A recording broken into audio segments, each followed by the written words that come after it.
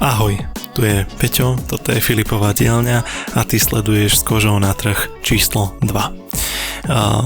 Rozhodol si sa robiť svoje prvé kožené výrobky, ale možno nevieš, čo za materiál alebo čo za náradie ti treba a ja ťa prevediem takou príručkou remeselníka, ktorá ti zodpovie tieto tvoje otázky.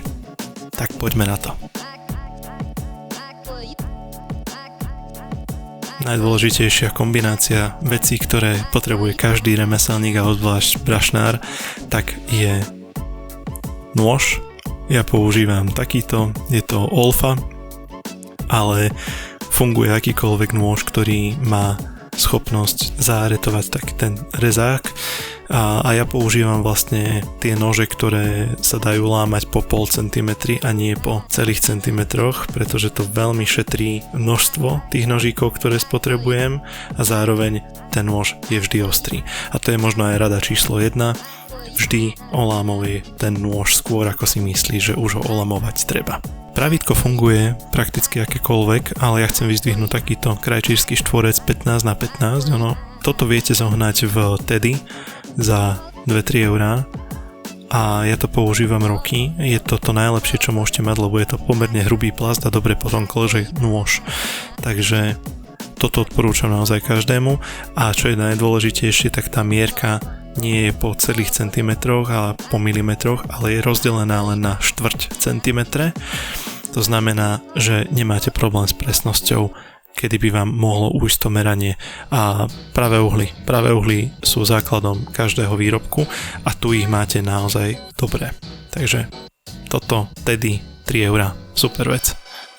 Takže takéto rysovacie šidlo, alebo Scratch All, ak chcete, je jedna z vecí, ktoré používam každý deň. Vďaka tomuto sa veľmi dobre narysujú čiary na kožu. Keď idete rezať nejaký tvar, ktorý nemáte predkreslený, tak si ho narysujete a vďaka tomu ho viete presne odrezať. Vysekávacie vidličky, je to niečo také, sú rôzne typy, ja používam vlastne diamantové 4 mm, tieto sú z Číny, ale je to taká lepšia Čína. Dôležité je vlastne pozerať sa na to, aby tieto bodce boli vyleštené, aby nevytrhávali materiál spolu s tým, čo chcete vytiahnuť von, keď urobíte tú dieru do kože. Majú rozteč 4 mm, mne sa najviac osvedčili proste tieto štvorky a toto je z AliExpressu do 25 eur v pohode. Ďalšia záľudnosť a to je oddeľovač stehov, takzvaný divider. Vyzerá to asi nejak takto, je to tá hrubšia nožička vlastne kleže po okraji materiálu a tá menšia robí čiaru. To znamená, pokiaľ chcete od okraja presne narysovať, aby ste mali ten steh stály, čiže od okraja by bol rovnomerne pozdĺž celého výrobku, tak treba použiť niečo takéto. Stojí to okolo 10-15 eur. Tiež veľmi pomerne ľahko zohnateľná vec. Ďalej, sekacia podložka. Ja používam od Oka Factory. Je to vlastne recyklovaný plast, on je tak nejak špeciálne vlastne mäkčený, alebo ako to nazvať. Neubližuje to nástrojom. Táto už má asi 2 roky. Je dosť výrazne používaná, ale stále má ešte čas. Stále ešte má niečo pred sebou, hoci už mám ďalšie 2 prichystané. Toto stojí zhruba nejakých 20-30 eur, ale vydrží to naozaj dlho, čiže to je jednorazová investícia. Drvivá väčšina z vecí, ktoré vám ukazujem, sú jednorazová investícia a vydržia naozaj dlho. Ďalej, kladívko. Kladívko ja používam takéto plastové, je to tvrdený plast a tieto násadky sa dajú vymieňať, čiže raz za pol roka zhruba si kúpim tieto násadky a proste ich vymením. Toto kladívko má 5 rokov, stále funguje ako má, tu môžete vidieť, prečo to je dobré vymieňať. Už je také odškľabené, takže preto to sa to má meniť. Potom to stačí normálne zobrať blíckami, skrútiť a nové sa nastokávajú buď tak, že ich zaklepnete novú koncovku, alebo do horúcej vody na 2 minúty ponoriť a potom ju len proste nastoknete.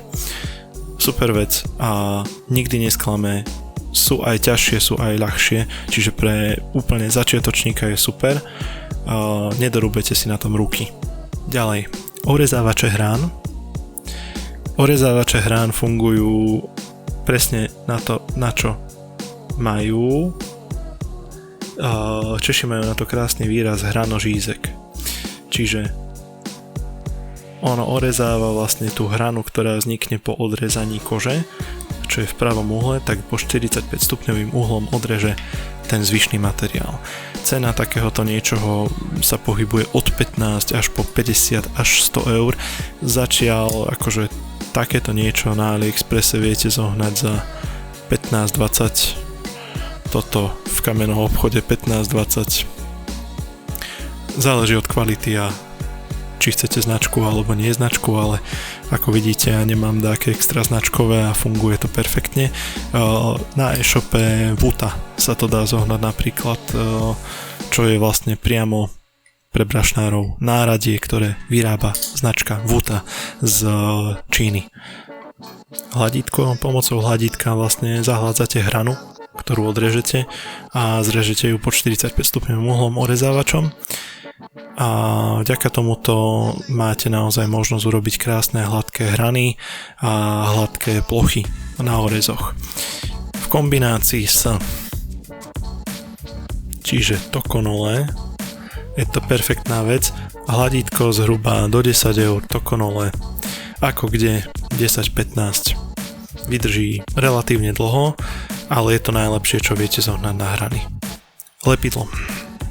Ja používam takýto case a je to chloroprenové lepidlo, kontaktné, čiže musí sa naniesť na obe lepené strany, ale čo je dôležité, vždy ho treba nechať zaschnúť, zatuhnúť na dotyk, aby bolo suché, takzvané zavednúť.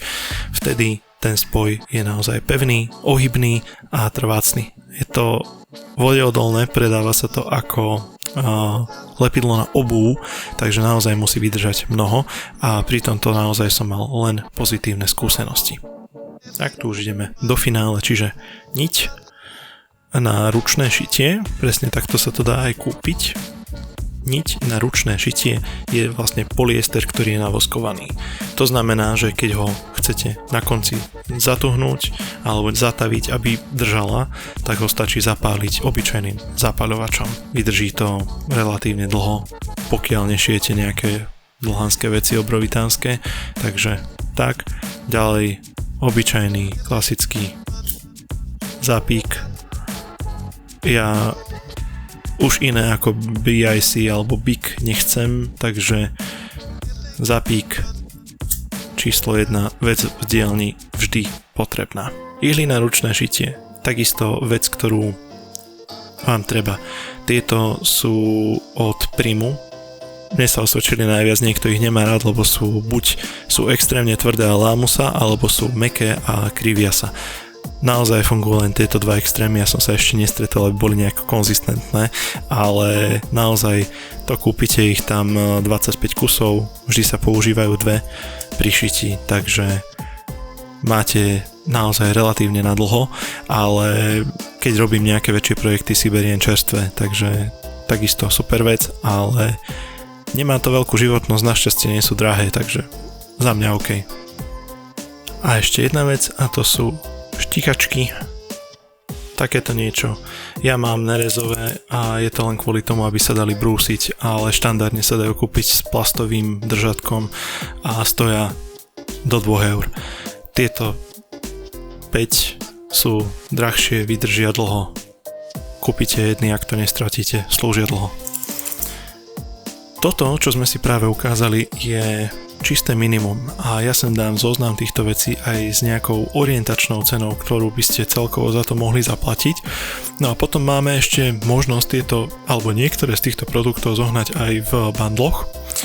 Napríklad Oka Factory robí tieto bundle pre začiatočníkov a naozaj musím povedať, že čo sa kvality týka, tak sú asi jedni z najlepších, takže odporúčam sa pozrieť aj tam, ale tieto veci zoženiete zhruba za tieto ceny a ja sem dám aj do popisu obchody, kde nájdete drvivú väčšinu z týchto vecí. A to bude na dnes všetko. A ja verím, že máte po tomto videu hlavu plnú nápadov, čo všetko chcete urobiť a čo všetko sa dá urobiť, ale je dôležité si povedať, že to, čo sme si práve ukázali, je čisté, úplne najmenšie možné minimum. Toto minimum, ktoré sme si ukázali teraz, slúži naozaj len na to, aby sme si urobili ten prvý základný projekt a dnes si ho ešte predstavíme a to bude naozaj posledná vec. A tým základným projektom je takýto card holder. Ide o úplne základný typ produktu v mojej dielni. Tu máme aj také okrasné šitie a vlastne ja ho mám vždy pri sebe alebo aj na trhy, keď chodím, tak toto je základný typ produktu, ktorý u mňa nájdete. Vôjde do ňoho zhruba nejakých 6 až 8 kariet a vyzerá asi nejak takto. A spoločne sa na to vrhneme, aby ste si vytvorili svoj prvý vlastný kožený výrobok. Ja vám teda ďakujem za váš čas a pozornosť. Z dnešného videa to bolo všetko, takže nezabudnite dať like, komentár a ak sa vám video páčilo, budem rád, ak ma podporíte odberom, ktorý je zadarmo a aspoň budete mať informáciu o všetkých ďalších videách. Ja vám ďakujem za váš čas a prajem ešte všetko dobré. Ahojte a vidíme sa pri ďalšom videu.